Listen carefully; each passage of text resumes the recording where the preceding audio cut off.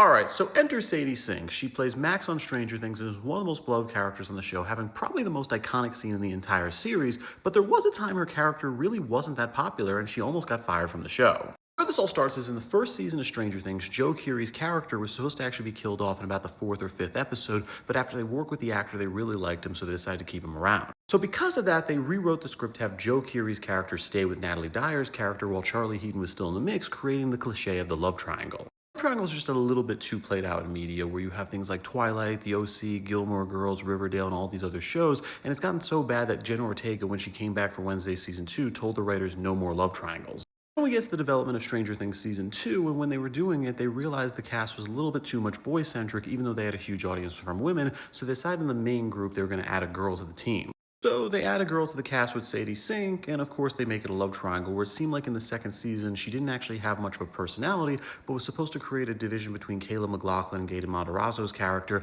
where they'd be fighting for her and get jealous of each other. It wasn't the only love triangle they put Sadie Sink in that season, where they also had this idea of putting Max in a love triangle with Eleven and Mike, making her some tension in the relationship as well. So because that people actually weren't really a huge fan of Sadie Sink in the second season, they thought she added way too much tension to the show, creating two new love triangles that didn't need to exist, and also at the same time they just thought she was a token girl added to the cast to just make it seem less boy heavy, but she really didn't add anything personality wise. There's also the truth that some of the Stranger Things producers didn't want to hire Sadie Sink in the first place because she is 2 years older than Millie Bobby Brown, and originally in the instructions for the casting it was going to be someone at the same age as Millie Bobby Brown or younger because they didn't want someone to look older. There was also the fact Sadie Sink lied to get the part in the first place, where she claimed that she was good at skateboarding and rollerblading, but she actually knew how to do neither one, so they had to teach her skateboarding, and because rollerblading was too hard to learn, they rewrote the script to have her character not do that anymore. Because of that, in the original scripts for season 3, Sadie Sink was barely in the show. They were going to mention this whole idea that, hey, she's going on vacation back to California with her mom for the summer,